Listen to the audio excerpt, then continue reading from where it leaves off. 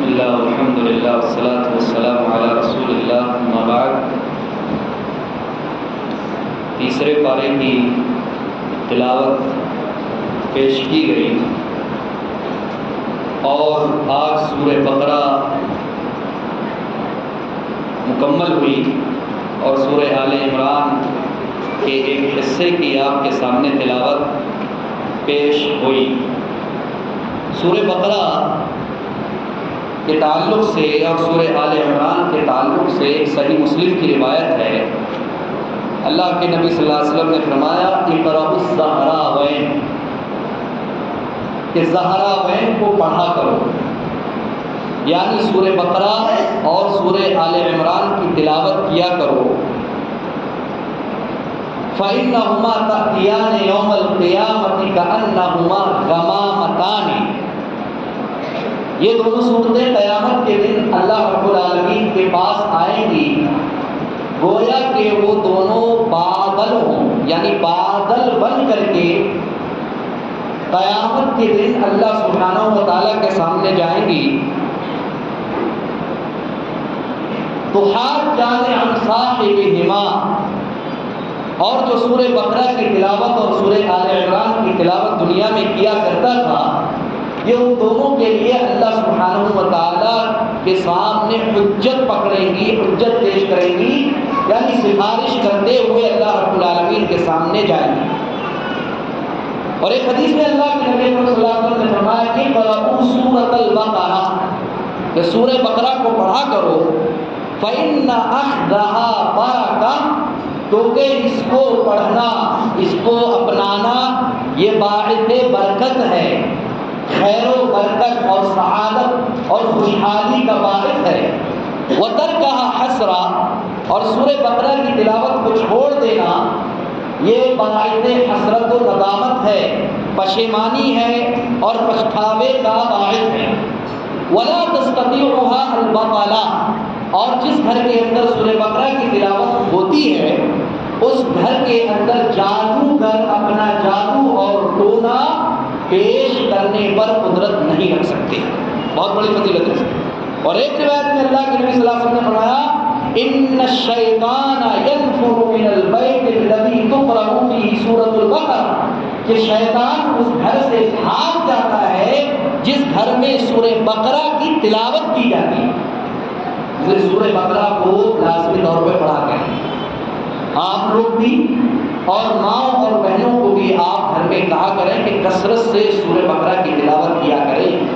بعض لوگ کہتے ہیں کہ سورہ بقرہ کی تلاوت 3 دن کی جانی چاہیے، بعض لوگ کہتے ہیں کہ سورہ بقرہ کی تلاوت 40 دن جو مدت پیش کی جاتی ہے اس کے تعلق سے کوئی بھی صحیح اور صحیح روایت موجود نہیں ہے جو اللہ کے نبی صلی اللہ علیہ وسلم سے ثابت۔ عام روایت ہے کہ آپ ڈیلی جو ہے یومیہ روزانہ سورہ بقرہ کی تلاوت پیش کریں۔ بعض اہل علم نے یہ ذکر کیا ہے کہ اگر کوئی شخص سورہ بقرہ نہیں پڑھ سکتا ہے تو ایک طریقہ ہے، الحمدللہ موبائل ہے آپ کے سامنے، آپ جو ہے موبائل کے اندر یوٹیوب پر کسی ائمہ حرم جس کو بھی آپ پسند کرتے ہو ان صاحب کی سورہ بقرہ کی تلاوت گھر میں لگا دیجیے بلند آواز سے انشاءاللہ العزیز، اس کے ذریعہ سے بھی شیاطین اور جن آپ کے گھر میں داخل نہیں ہو سکتے۔ اس لیے کوشش کریں کہ اپنے گھروں کے اندر آپ فرشتوں کو داخل کروائیں، شیاطین کو نہیں۔ یہ سورہ بقرہ اور سورہ آل عمران کے تعلق سے یہ فضیلتیں ملتی ہیں۔ بہرکیف ابتدا ہوئی، اللہ رب العالمین نے فرمایا تِلْكَ الرُّسُلُ فَضَّلْنَا بَعْضَهُمْ عَلَىٰ بَعْضٍ، یہ رسول ہیں کہ ہم نے ان کو بعض پر بعض کو فوقیت اور فضیلت عطا کی ہے، برتری عطا کی ہے۔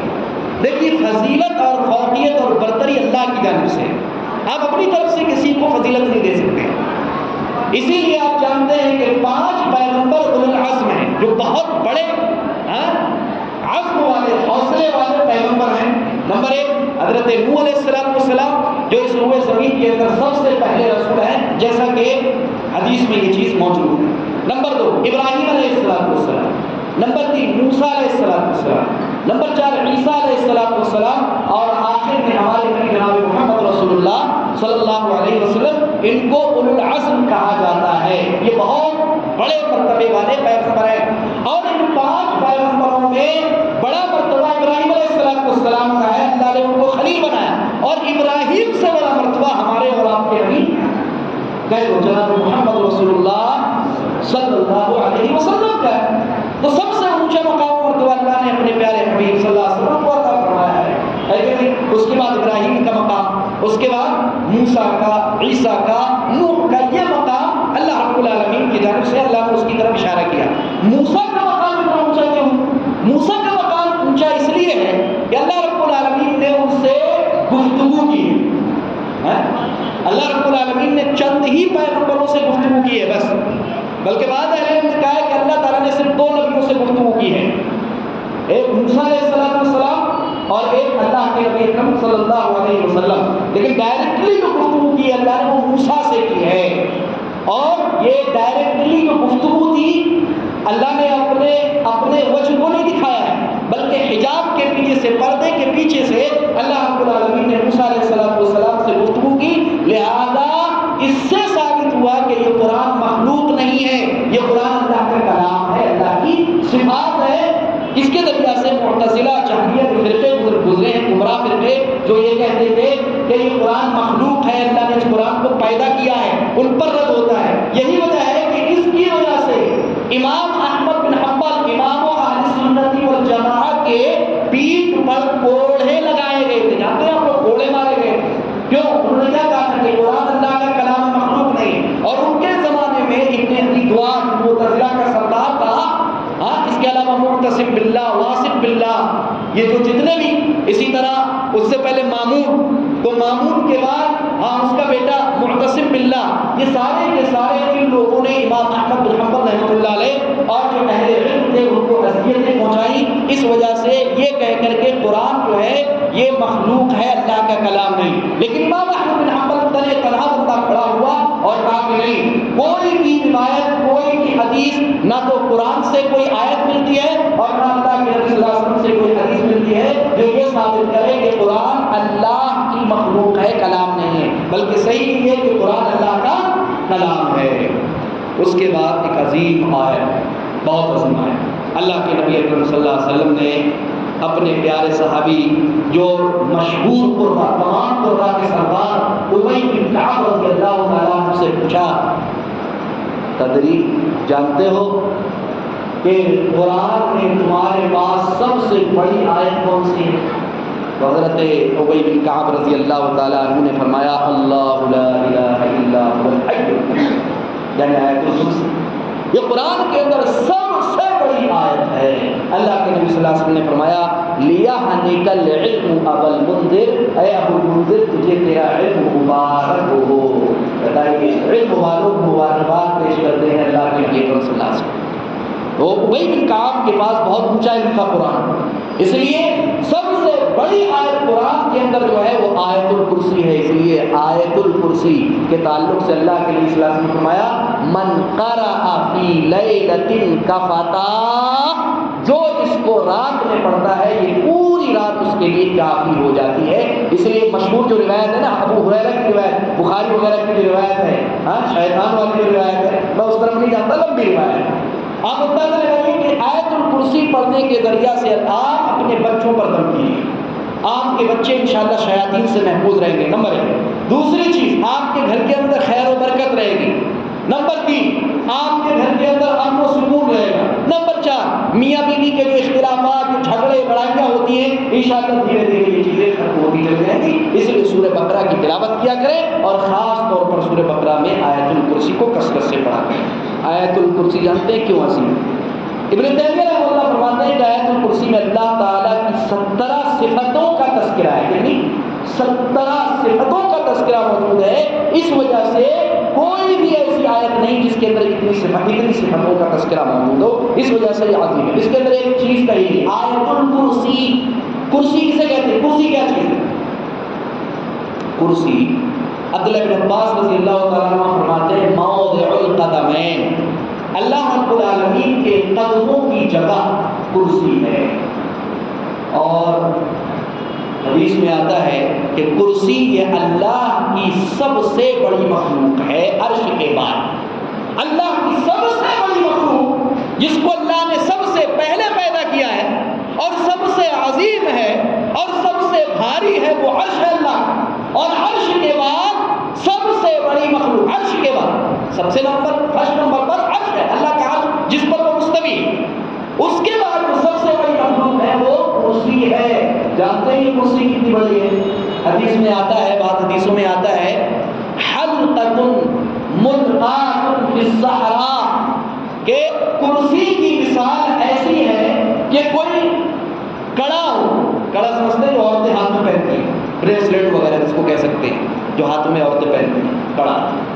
وہ کڑے کو صحرا میں پھینک دیا گیا ہو، میدان میں پھینک دیا گیا ہو، تو یہ جو کڑا ہے یہ آسمان اور زمین ہے، اور جو صحرا ہے یہ کرسی ہے. اللہ، یعنی کتنا بڑا آسمان ہے، ساتوں آسمان ساتوں زمینیں مل کر کے بھی کرسی کے برابر نہیں ہے. اور کرسی ایسی ہے ان کے سامنے جیسے صحرا، اور یہ آسمان اور زمین ایسے ہیں جیسے کڑا، حلقہ.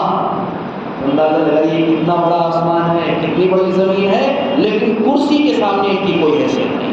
اور اسی طرح کرسی کی عرش کے سامنے کوئی حیثیت نہیں. اللہ اکبر. اور اللہ کتنا عظیم ہے، کتنا بڑا ہے، آپ سوچ بھی نہیں سکتے. جو بار بار آپ نماز میں کہتے ہیں اللہ اکبر، اللہ سب سے بڑا ہے. کبھی سوچا ہے کہ اللہ کتنا بڑا ہے؟ جب مخلوقات اتنی بڑی ہے اس کی، اتنی بڑی مخلوقات ہے اس کی، تو اللہ کتنا بڑا ہے. اسی سے اندازہ لگا کے اتنا ہی کافی ہے ایک مومن بندے کے لیے اللہ سے ڈرنے کے لیے، جس کے دل میں اللہ کا تقویٰ حقیقت میں پایا جانا ضروری ہے. اس کے بعد اللہ رب العالمین نے ایک مناظرے کا تذکرہ کیا ہے جو حضرت ابراہیم اور نمرود کے درمیان. نمرود نے کہا ابراہیم کے سامنے، اپنے آپ کو بڑا بن رہا، میں بڑا ہوں. کہا کیسے بڑا ہے؟ کہا ابراہیم تیرا رب کون ہے؟ کہا میرا رب وہ ہے جو زندہ کرتا ہے اور مارتا ہے. تو کہا نمرود نے میں بھی تو زندہ کرتا ہوں، میں بھی تو مارتا ہوں. کہا وہ کیسے؟ قید میں دو آدمی بلایا، ایک مظلوم تھا اس کو قتل کر دیا، اور جو ظالم تھا اس کو چھوڑ دیا. کہا دیکھو انا احیی، میں بھی تو مارتا ہوں، میں بھی تو چلاتا ہوں، میں بھی مارتا ہوں، میں بھی زندہ چھوڑتا ہوں. حضرت ابراہیم علیہ السلام نے فرمایا ٹھیک ہے یہ بتاؤ اللہ سورج کو کہاں سے نکالتا ہے؟ کہا مشرق سے. کہا تم مغرب سے نکال کے دکھا دے. کہا تم مغرب سے نکال کے دکھا دے. فَبُهِتَ الَّذِي كَفَرَ، کافر حیرت میں پڑ گیا، مبہوت ہو گیا، اور دندان شکن حضرت ابراہیم علیہ السلام نے اس کو جواب دیا. تو جو اہل علم ہوتے ہیں، اسے میں پوائنٹ کی بات کہہ رہا ہوں، جو اہل علم ہوتے ہیں کتنے ہی بڑے پادری ہوں، نصرانی ہوں، عیسائی ہوں، یہودی ہوں، یا دوسرے مذاہب کے لوگ، بڑے بڑے لوگ آ جائیں، اگر ایک حقیقی عالم سے مناظرہ کر لیں تو چت ہو جائیں گے یہ حقیقت میں بالکل صحیح بات ہے. اور ایسی بہت ساری مثالیں موجود ہیں.